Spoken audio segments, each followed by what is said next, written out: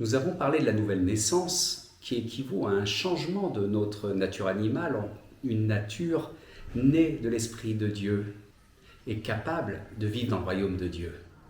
La semaine dernière, nous avons parlé également de la repentance, première étape indispensable dans ce processus de la nouvelle naissance.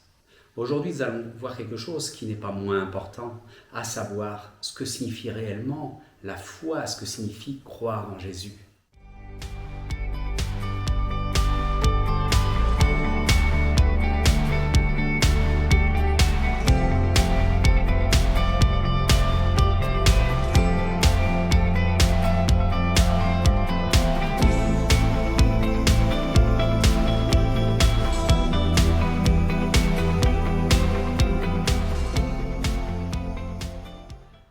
Bonjour et bienvenue dans la suite de ces capsules. Je tiens à vous remercier pour beaucoup de commentaires qu'il y a eu qui sont très encourageants et qui montrent cette soif d'apprendre, de connaître mieux la parole. Alors, je vous encourage, dans tous les cas, à vérifier par vous-même, à prendre votre Bible, à la lire, à décortiquer, à ne pas prendre pour argent comptant ce que dit quelqu'un d'autre, même si c'est moi. Nous avons parlé de la conviction de péché qui mène à la repentance. Maintenant, il faut croire également au plan de salut que Dieu nous donne par le sacrifice de Jésus. Dans le monde évangélique, nous parlons beaucoup de foi. Nous sommes sauvés par la foi. Il suffit de croire.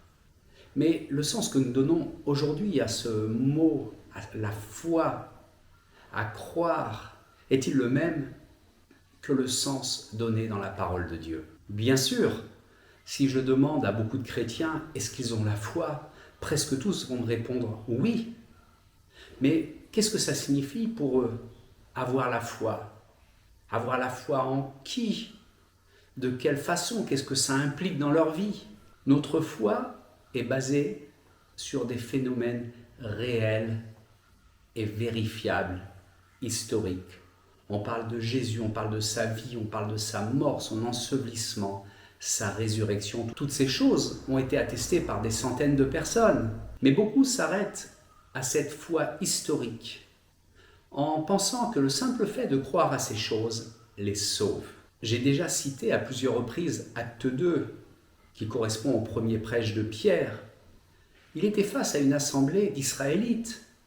Tous savaient que Jésus était ressuscité, qu'il avait été crucifié, bien sûr, qu'il était mort, et qu'il était ressuscité. Personne n'en doutait, mais était-il sauvé pour autant? La preuve en est, c'est qu'ils se tournent vers Pierre, mais qu'ils lui disent « Mais Pierre, que ferons-nous pour être sauvés ?» Ils savent à ce moment-là qu'ils doivent donner une réponse pour entrer dans le plan de salut de Dieu, mais ils ne connaissent pas quelle réponse. Alors la foi historique est certes importante, mais elle est insuffisante. Jacques dit « Les démons aussi croient ». Et il tremble. Notre foi implique des actes d'obéissance. Jacques de nouveau dit « La foi sans les œuvres est morte ». Ce qui est d'ailleurs très mal compris et semble être une contradiction avec le fait que nous soyons sauvés par la foi sans les œuvres. Mais on parle des œuvres de la loi très bien expliquées dans Galates. Notre foi, par contre, implique des actions d'obéissance. Nous savons que personne ne sera justifié par les œuvres de la loi. Nous parlons bien ici d'œuvres, d'actions qui vont découler de notre foi. Nous voyons dans le cas des démons qu'ils croient mais sont perdus. Il y a également beaucoup d'historiens athées qui croient à la vie de Jésus, qui croient en sa mort, qui savent que son tombeau est vide, même s'ils ont du mal à accepter le phénomène surnaturel de sa résurrection. Mais ces historiens sont-ils sauvés pour autant? Non. Bien sûr, le sacrifice de Jésus a été pour le plus grand nombre, mais encore faut-il l'accepter et donner la bonne réponse pour entrer dans l'alliance que Dieu nous propose. Notre mode de pensée grec nous détourne du sens donné au mot foi. Le mot foi, en grec, c'est pistis, et c'est le même mot employé pour fidélité. Il ne s'agit pas simplement d'une croyance intellectuelle. Il s'agit d'une croyance qui va nous amener à accorder notre vie sur cette croyance, et ceci dans la durée, pas simplement au moment d'une conversion. Nous pensons, avec ce même état d'esprit, que nous pouvons croire quelque chose et faire quelque chose d'autre, ce qui était absolument impensable pour les Israélites, qui, selon leur mode de pensée, devaient adapter la vie à ce qu'ils croyaient réellement. Le fait de croire en quelqu'un en qui nous avons la foi, à savoir Jésus, implique de croire ce qu'il dit, les commandements qu'il nous donne, et d'y obéir. On ne peut pas dire Jésus est mon Seigneur et ne pas lui obéir. On ne peut pas dire Jésus est mon Sauveur et que cela n'influence pas notre comportement. Jésus d'ailleurs dit, celui qui croit, c'est celui qui fait la volonté de mon Père. Je le cite, ce ne sont pas ceux qui me disent Seigneur, Seigneur, qui entreront dans le royaume des cieux, mais celui qui fait la volonté de mon Père qui est dans les cieux. Matthieu 7. Il y a un autre passage extraordinaire, si quelqu'un vient à moi, entend ma parole, donc il entend la parole et la met en pratique, il est comme un homme qui a bâti sa maison sur le roc. A contrario, quelqu'un qui entend la parole mais ne la met pas en pratique est quelqu'un qui a construit sa maison sur le sable.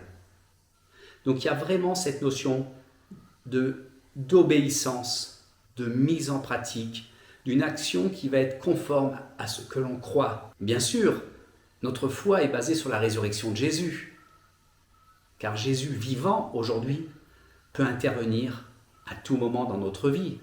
Si ce n'était pas le cas, ce serait de la religion. Bouddha, Mohamed ou Mahomet, comme disent les Français, sont tous dans leur tombeau en attendant leur jugement, alors que Jésus est ressuscité, est assis à la droite de Dieu et peut faire ce qu'il veut. Qu'est donc le premier acte d'obéissance que nous demande Jésus? C'est le baptême d'eau. Celui qui croit et sera baptisé sera sauvé, dit Jésus dans Marc 16. Mais nous regarderons cela la prochaine fois. La foi également n'est pas simplement un acte ponctuel que l'on doit avoir au moment de sa conversion. J'ai été sauvé par la foi, oui. Nous avons eu foi dans notre Sauveur et dans tout ce qu'il nous demande de faire, dans sa parole. Mais la foi implique, je vous ai parlé de la fidélité. La foi implique de la persévérance, de l'obéissance, de la fidélité jusqu'au bout. Et c'est quelque chose que l'on doit garder jusqu'à la fin. Paul dit « J'ai combattu le bon combat, j'ai achevé la course, j'ai gardé la foi ». Paul sait que garder la foi est une course d'endurance sur le long terme et que cette foi va être éprouvée par moments par des circonstances défavorables. Il est facile de conserver la foi quand les circonstances sont très favorables. C'est plus difficile quand les circonstances semblent être contre nous. Je prends l'exemple de Daniel avec les lions dans l'Ancien Testament, qui a eu la foi jusqu'à être jeté avec les lions, et Dieu l'en a délivré. Malheureusement, nous sommes très loin de cette foi-là, je parle pour moi en premier. Alors nous allons étudier dans la prochaine capsule le premier acte d'obéissance que nous demande le Seigneur, à savoir être baptisé dans l'eau. Et les premiers disciples voulaient tellement obéir et connaissaient l'importance de cette obéissance rapide qu'ils baptisaient systématiquement tout le monde aussitôt. Je reviendrai là-dessus bien sûr, et parfois même en pleine nuit. Alors merci pour votre fidélité. N'hésitez pas à liker, à commenter, à partager le lien avec d'autres personnes qui peuvent avoir besoin de comprendre ces petites capsules, les sujets qui sont abordés. Et je vous dis à très bientôt pour une autre vidéo. Au revoir.